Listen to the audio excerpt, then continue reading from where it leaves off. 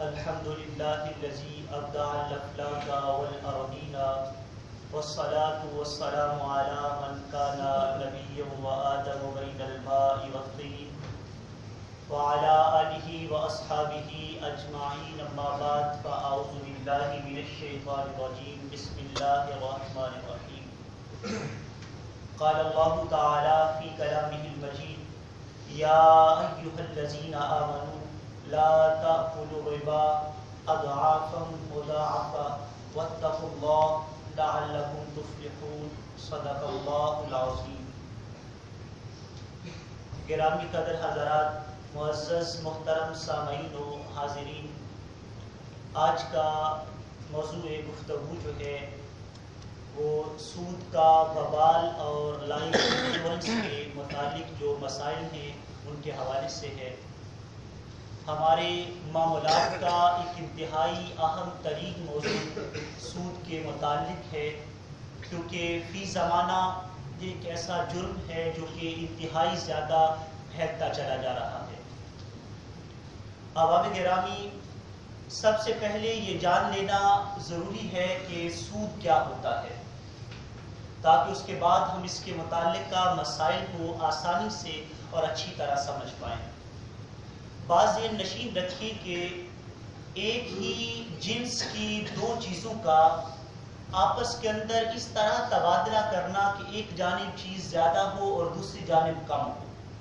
مثال کے طور پر سونے کو سونے کے ساتھ تبادلہ کرنا، چاندی کا چاندی کے ساتھ تبادلہ کرنا، گندم کا گندم کے ساتھ تبادلہ کرنا، اور اسی طرح چاول کا چاول کے ساتھ، نمک کا نمک کے ساتھ، کھجور کا کھجور کے ساتھ، پیسے کا پیسے کے ساتھ۔ اس طرح تبادلہ کرنا کہ ایک جانب پیسہ کم ہے تو دوسری جانب زیادہ، ایک جانب سونا کم تو دوسری جانب زیادہ، ایک جانب چاندی کم ہے تو دوسری جانب زیادہ۔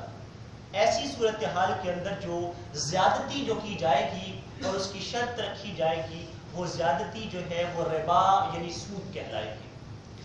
عربی زبان کے اندر اس کی تعریف کو یوں کیا جاتا ہے کہ وہ زیادت خالی عن العوض مشروط فی العقد، وہ زیادتی جو کہ عوض سے خالی ہوتی ہے اور عقد میں اس کی شرط لگائی گئی ہوتی ہے۔ مثال کے طور پر آپ کو کوئی 10,000 روپیہ دے اور اب چاہیے تو یہ کہ اس 10,000 کے عوض میں 10 ہی دیا جائے، یعنی 10 کا عوض 10 بنتا ہے، لیکن اگر 10,000 کے عوض میں 15 کا مطالبہ کیا جائے تو یہ 5,000 ہے، یہ خالی عن العوض ہے، یعنی اس کا عوض کچھ بھی نہیں ہے، آپ ویسے ہی زیادہ دے رہے ہیں اور اس کی شرط بھی لگائی گئی ہے۔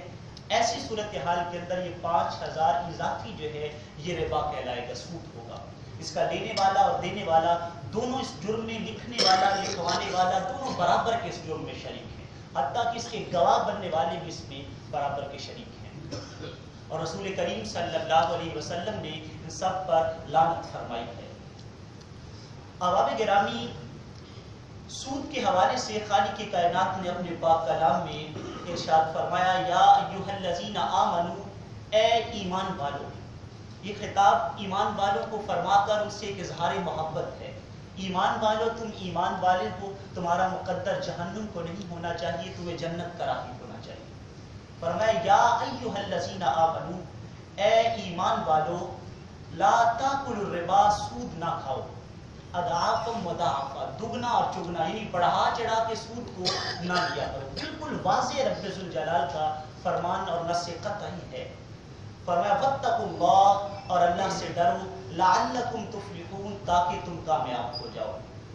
اور پھر جو ہے سود جو انسان اس لت میں پڑ جاتا ہے، جو لیتا ہے، قرآن مجید نے ہی اس شخص کی سزا کو بیان کرتے ہوئے ارشاد فرمایا وہ لوگ جو کہ سود کھاتے ہیں، الذین یاکلون الربا، جو لوگ سود کھاتے ہیں، لا یقومون الا کما یقوم الذی یتخبطہ الشیطان، وہ روز قیامت کھڑے نہیں ہو پائیں گے مگر اس طرح جیسے انہیں شیطان نے چھوا ہے، یا جیسے کسی شخص کو جن جو ہے اس کے اوپر سایہ کر دیں تو اس کی جو کیفیت ہو جاتی ہے روز قیامت سود خور شخص کی یہ کیفیت بن جائے گی۔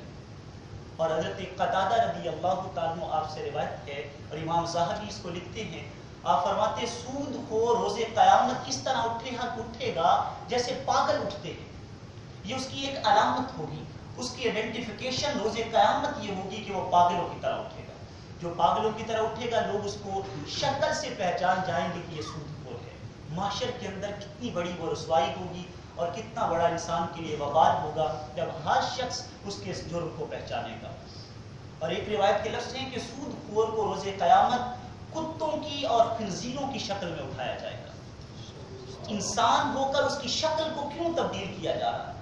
کیونکہ وہ رب ذوالجلال کے قانون سے اسٹرائک کر رہا ہے, اس کے ساتھ ٹکر لے رہا ہے.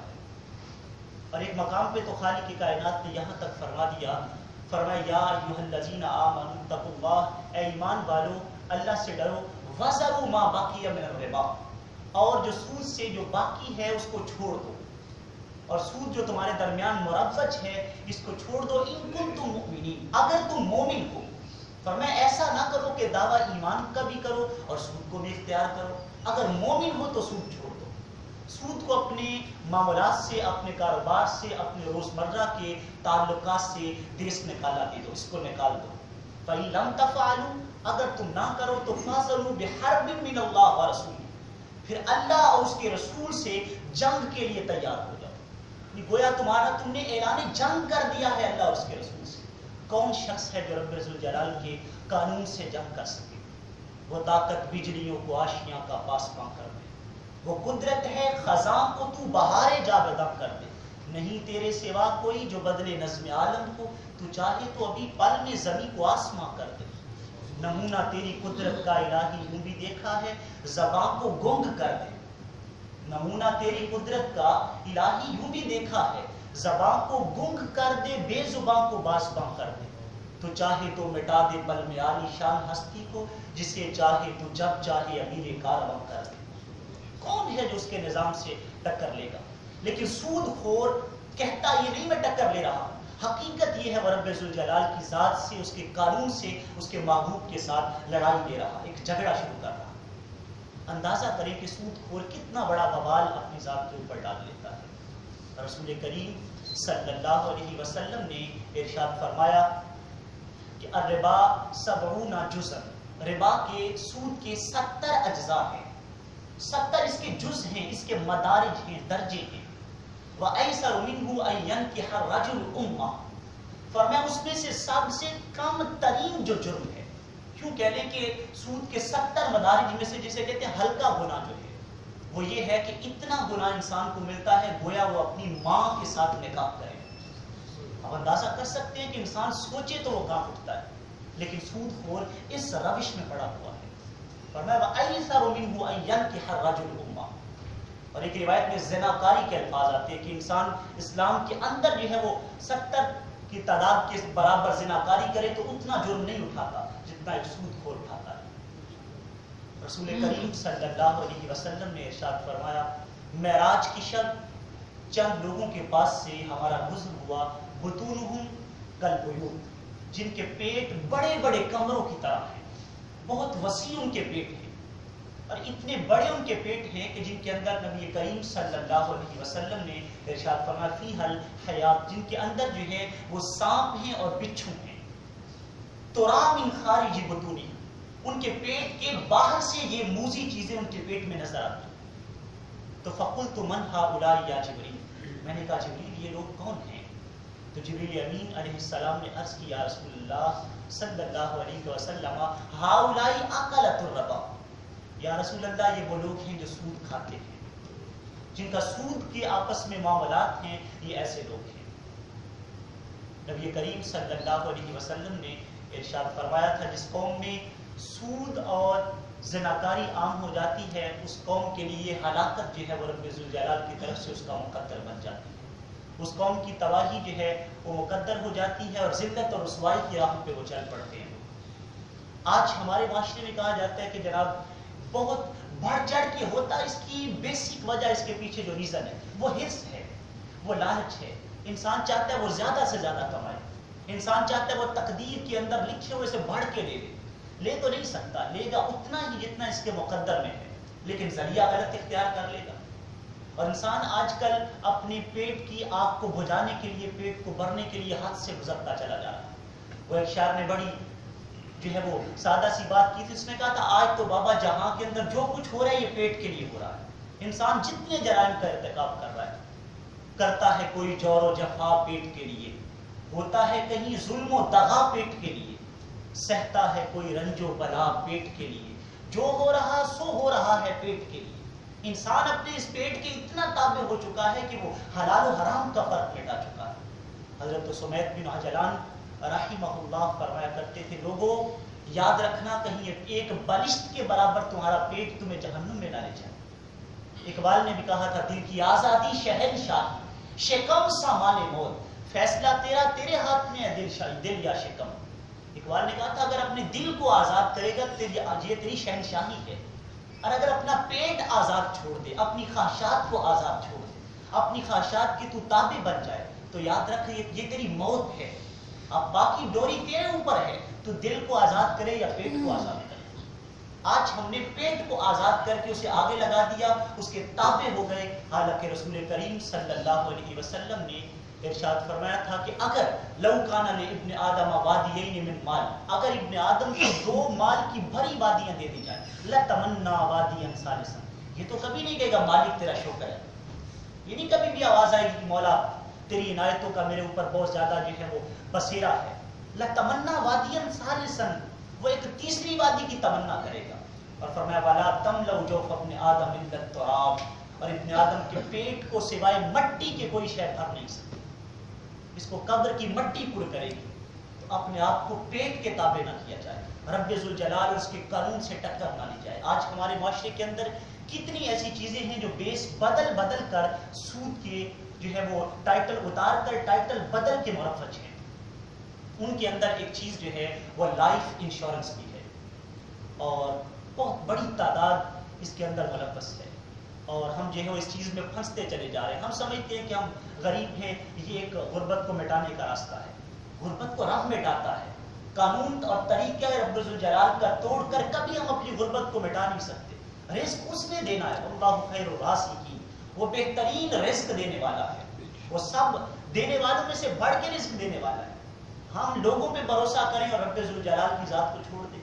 وَمَا مِن دَابَّةٍ فِي الْأَرْضِ إِلَّا عَلَى اللَّهِ رِزْقُهَا، فرماتے ہیں تم تو انسان اور پتھر میں کیڑا بھی میں پالتا ہوں، کیوں میرے قانون سے ٹکر لیتے ہو، کیوں میرا قانون توڑتے ہو؟ اس قانون کے تابع رہ کے زندگی گزارو۔ تو آج انسان جو ہے وہ لائف انشورنس کے اندر ہم پھنستے چلے جا رہے ہیں، حالانکہ لائف انشورنس جو ہے اس کے اندر سود، جوا اور غرر کی کئی صورتیں ایسی آتی ہیں جو کہ اس کو ناجائز کرتی ہیں۔ اسی طرح جو ہے وہ دیگر لکی کمیٹی اور پھر بینکوں سے لیے جانے والے قرض، جو کہ 10,000 لے کے تو بعد میں 15 یا 20,000 لوٹانا پڑتا ہے، یا 30 لے کر تو 35 سے 40,000 دینے پڑتے ہیں۔ ایسی کئی چیزیں جن کے اندر جو ہے وہ لوگ پھنسے ہوئے اور اس بات کو بھول جاتے ہیں کہ رب ذوالجلال کا قانون کیا ہے، خالق کائنات کے قانون کو یہاں پامال کیا جا رہا ہے۔ تو احباب گرامی، اپنی آخرت کو بچائیں، اپنی زندگی کو رب ذوالجلال کی رضا کے مطابق بسر کریں۔ زندگی گزر ہی جائے گی، انسان جتنی بھی دوڑ لگا لے، انسان جتنا بھی حاصل کرنے کی زیادہ سے زیادہ کوشش کر لے، زندگی گزر جانی ہے۔ جو اچھے طریقے سے گزارتا ہے اس کی بھی، جو غلط طریقے سے گزارتا ہے اس کی بھی۔ اور آسان سا حل یہ ہے، اگر آپ زیادہ ہی لینا چاہتے ہیں تو تجارت پھر اس دنیا سے نہ کریں، پھر رب ذوالجلال کی راہ میں دیں۔ خالق کائنات فرماتا ہے جو مجھ سے تجارت کرتا ہے، جو میری راہ میں دیتا ہے، میں اس کو بڑھا چڑھا کے دیتا ہوں، پھر اس کا اجر 700 گنا تک بھی بڑھا دیتا ہوں۔ یہاں لوگ بڑھانے کے لیے تو سارا کچھ کرتے ہیں، تو فرمایا میری راہ کے اندر خرچ کرو، میں تمہارا رزق بڑھا دوں گا۔ حضرت موسیٰ علیہ السلام کے دور کے اندر ایک بوڑھی خاتون اور ایک بوڑھے شخص نے عرض کی کہ آپ اللہ سے دعا کریں ہمارا رزق سارے کا سارا یک بارگی میں ہمیں دے دیا جائے۔ ان کا جو بھی رزق بنتا تھا رب ذوالجلال نے اکٹھا انہیں دے دیا۔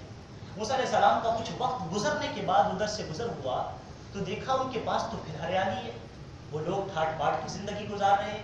کہا یہ جو رزق انہیں ملا تھا یہ تو چند دن کا تھا، ختم ہو جانا تھا، آخر آج تک ان کے پاس کیسے بچا ہوا؟ عرض کی مالک ان کو تو سارا دے دیا تھا، اب کہاں سے لیتے ہیں؟ تو فرمایا پیارے موسیٰ انہوں نے میرے ساتھ کاروبار شروع کر لیا ہے، انہوں نے کاروبار میرے ساتھ کر لیا ہے۔ اور کیسے کیا ہے؟ یہ میرے بندوں کو بلا بلا کے کھلاتے ہیں، میں ان کا رزق بڑھاتا چلا جاتا ہوں، یہ میری راہ کے اندر دیتے ہیں، میں ان کا بڑھا دیتا ہوں۔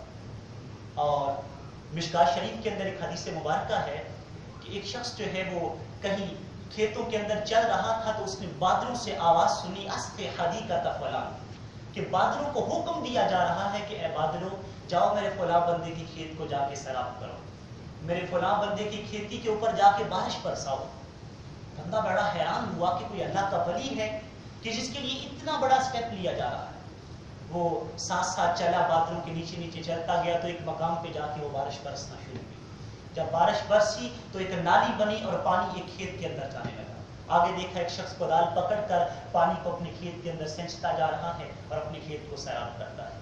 اس نے جا کر اس شخص سے کہا تمہارا نام کیا ہے؟ اس نے اپنا نام بتایا تو اس نے کہا تمہیں مبارک ہو، تیرے کھیت کے لیے رب جو ہے وہ بارش کو بھیجتا ہے۔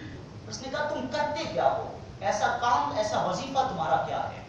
تو اس شخص نے کہا کہ جب بھی میرے کھیت سے فصل آتی ہے تو میں اس کے 3 حصے کرتا ہوں، ایک حصے کی کمائی دوبارہ کھیت میں لگانے کے لیے، ایک اپنے بیوی بچوں کے لیے، اور ایک حصہ میں رب ذوالجلال کی راہ میں دے دیتا ہوں۔ جب میں رب کی راہ میں دیتا ہوں تو رب بارشوں کو بھی حکم کرتا ہے کہ اس بندے کا کھیت سیراب کرو۔ اس رب سے تعلق جوڑا جائے، وہ رزق کو بڑھا دے گا، وہ فراوانی پیدا کر دے گا۔ اس کی ذات کیا کہ کچھ کام مشکل نہیں ہے، وہ آسانیاں پیدا کرنے والا ہے۔ تجارت اس مالک کے ساتھ شروع کی جائے، اس کی راہ کے اندر دیا جائے تاکہ ہماری دنیا اور آخرت سنور جائے۔ سود کی لعنت سے، لائف انشورنس سے، لکی کمیٹی سے اور دیگر اس طرح کی جو چیزیں معاشرے کے اندر مرفج ہیں جو کہ ناجائز ہیں، اور بعض لوگوں کو پتہ بھی نہیں ہوتا اور نہ پوچھنے کی زحمت کی جاتی ہے اور ہم سمجھتے ہیں چلو اس سے نفع آ رہا ہے تو ہم اس کو لے لیتے ہیں۔ حالانکہ مومن کی یہ شان نہیں ہے کہ وہ فقط نفع دے کے چیز کو پکڑ لے۔ مومن کی پہچان یہ ہے، وہ یہ دیکھتا ہے نفع آ رہا ہے، آ کدھر سے رہا ہے، جائز ہے کہ ناجائز ہے۔ رسول کریم صلی اللہ علیہ وسلم نے ارشاد فرمایا اگر 10 درہموں کے اندر 1 درہم ناجائز کا شامل ہو جائے، 9 تو جائز ہیں، ایک جو ہے وہ ناجائز کا شامل ہو جائے اور اس سے انسان کپڑا خرید کر وہ اپنے بدن پر پہن لے، فرمایا جب تک وہ کپڑا اس کے بدن پہ رہتا ہے رب اس کی ایک نماز بھی قبول نہیں کرتا۔ بہت بڑی مقدار تو شامل نہیں ہوئی، 1 درہم شامل ہو گیا۔ فرمایا کل لحم نبت من الحرام فالنار اولی بہ، جو جسم حرام سے پرورش پاتا ہے آگ اس کی زیادہ حقدار ہے، جہنم کی آگ زیادہ حقدار ہے کہ اس کو جلائے۔ احباب گرامی، اللہ اور اس کے رسول کی رضا کے مطابق زندگی کو بسر کیا جائے اور ان تمام چیزوں سے کہ جن کا وبال ہماری زندگی پہ پڑتا ہے ان سے اپنے آپ کو بچایا جائے۔ اللہ تعالی ہم سب کی حاضری کو اپنی بارگاہ میں قبول و منظور فرمائے۔ آمین و آخر دعوانا ان الحمد للہ رب العالمین۔